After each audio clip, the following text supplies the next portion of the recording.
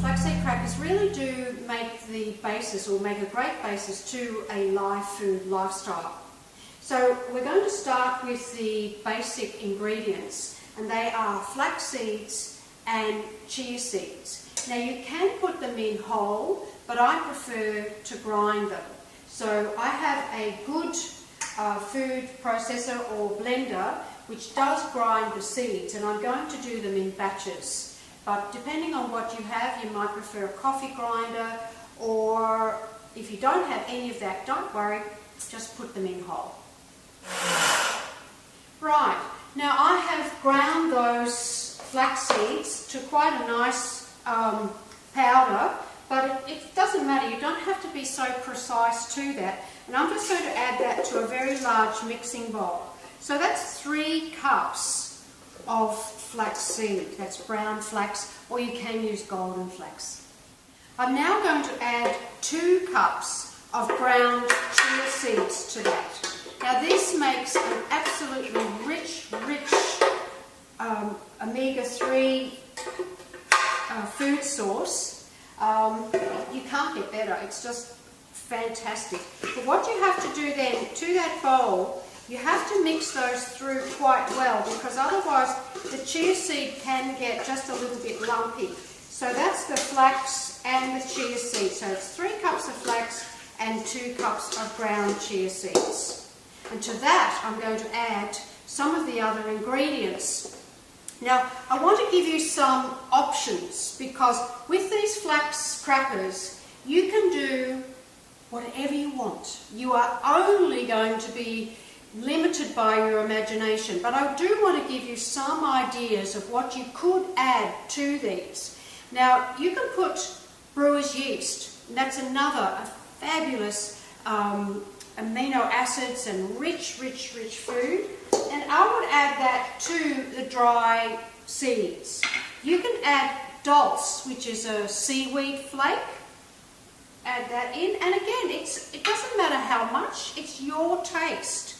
The next one is cumin, which is a beautiful fragrant herb or spice. Just pop in as much or as little as you want. Salt to taste, again, that's a personal thing. And then you can use savoury yeast flakes, and again, they give a beautiful creamy, rich texture to it.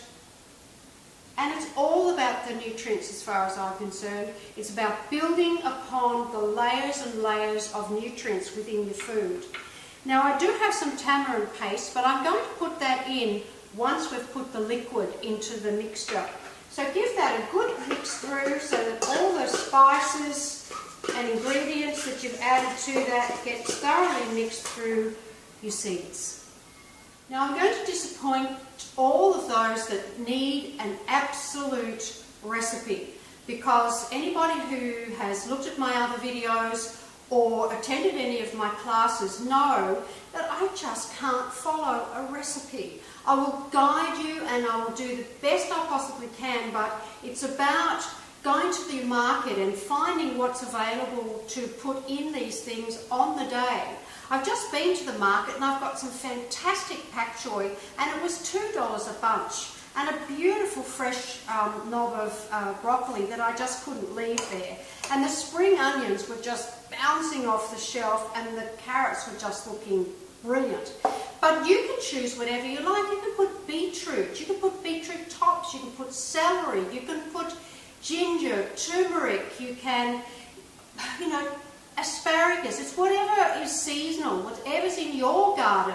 Have a good look around and just see what's available. Spinach, you name it, you can put it in there. It's just your taste, and what a fabulous way of getting vitamins and minerals into your children's food, because they're not going to know that all this stuff is in there. It's going to look great, taste great, and they're going to love it. There is a simple guideline to making the flax crackers, and that is however many cups of dry ingredient you have, and I've chosen the flax seed and the chia seeds with some spices. You need to have the same amount as a wet ingredient. So there's 5 cups of dry, we're going to need 5 cups of wet. Now you can make this simply by not adding any vegetables if you don't want to. You can simply add water, lemon juice, maybe some tamarind paste. If you don't want to add these, that's fine. You'll have a much simpler biscuit, but I like to make it a full nutritious cracker. So just be aware, whatever dry ingredient quantity you have, you make it the same with the wet. Now I've got 3 cups of water, but what I'm going to do is I'm going to blend in the food processor these vegetables, and I'm going to roughly have about 5 cups of wet ingredients to add to this to make a firmish paste, which I'll show you when it's done. I've blended the vegetable mix together, and I put the carrot and broccoli, the pak choy, the onion. I've put that all in there, and I'm going to transfer that. I did put some water into it as well, and I'm going to transfer that into the dish of seeds. It just smells beautiful, I can tell you. But that's not going to be anywhere near wet enough. So I have the balance of the 3 cups of water, and I'm going to add that, perhaps not all of it until I get it together. And I'm going to add the lemon juice. Lemon juice just gives it a little bit extra tang, and the tamarind paste. Again, to your taste. You don't have to put these in. You can put chili powder, you can put tomatoes, you can put pumpkin. Look, truly, it's totally up to your taste. Now, I'm glad I didn't put that extra water in, because that's actually the right consistency that I'm after. You will find that initially it might look a little bit wet, but the seeds take up the moisture really fast, and it'll only take maybe a few minutes, and this will start to be quite a thick mixture. So just, you'll get to know exactly what consistency you need, but always be prepared to go a little bit under. But you know what? If you end up with a really watery mixture, all you have to do is add more flax seeds or more chia seeds, and that will soak up the ingredients and it'll be perfect. This is the next part of making the nori crackers. Simply place or spoon the mixture onto a Teflex sheet. This is going to go into your dehydrator, and you can fill this whole sheet with this mixture, and that makes it more economical in your dehydrator to use. Now I've spread that out so that it's completely filled the Teflex sheet for your dehydrator, and you can see it's about 1/4 inch thick.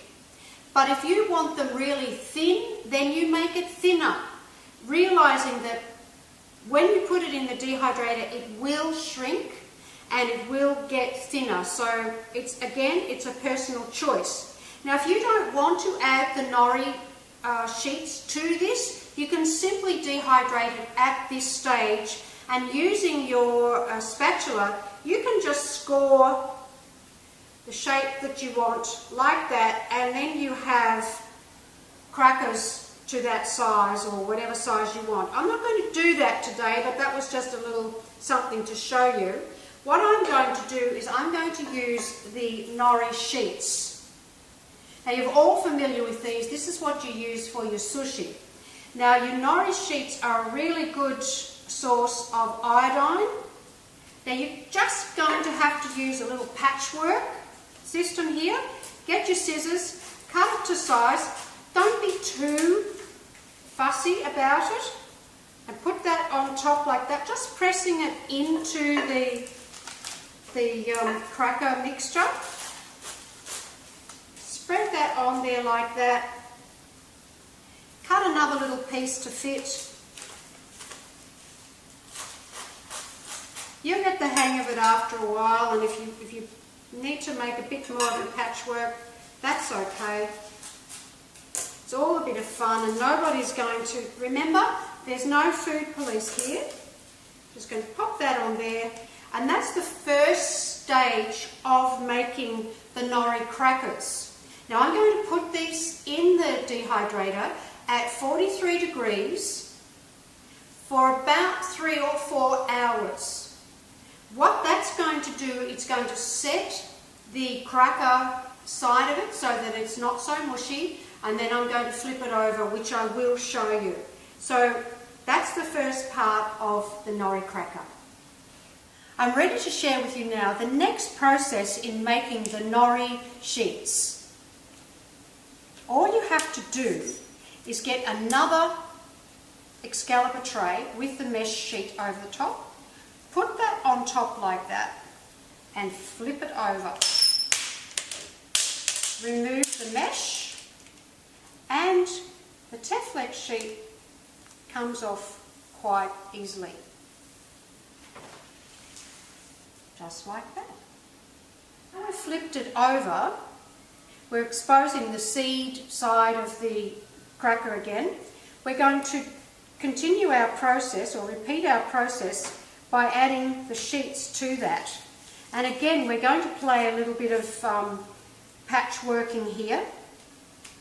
So simply by cutting the sheets as near as possible to the shape of the biscuit, because it all comes out in the end, we do that. And then I want to show you what we're going to do next. So that just goes in like that. And you can just put a couple of extra little pieces on the edges. Too easy.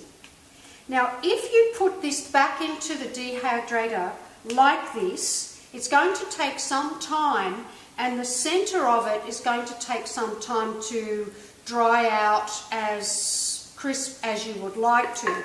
So what I'm going to show you, this is the way that I have found the easiest way to keep this so that it dehydrates evenly. Just get a pair of scissors and cut your nori crackers. You'll find that where you've placed your nori sheets, they will actually start to separate. So just go within that shape. And then you've got pieces, and you simply cut them into your cracker size biscuits. And that's as easy as it is. And that way you won't have any rough edges, and simply place those back into your dehydrator until you've got them as crisp as you like.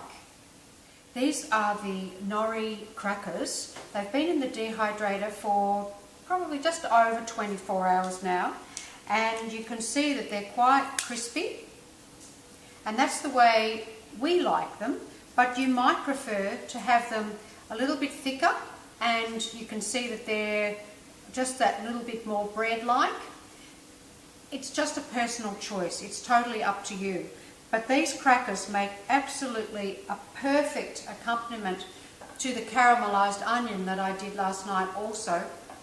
And you can see how lovely and soft that is now. And that's only been in, I took it out of the dehydrator after about 5 hours. And look how gorgeous that is. It's soft and juicy and so sweet. And the tamari just gives it that lovely salty flavour as well. That's a beautiful combination of the nori cracker and the caramelised onion.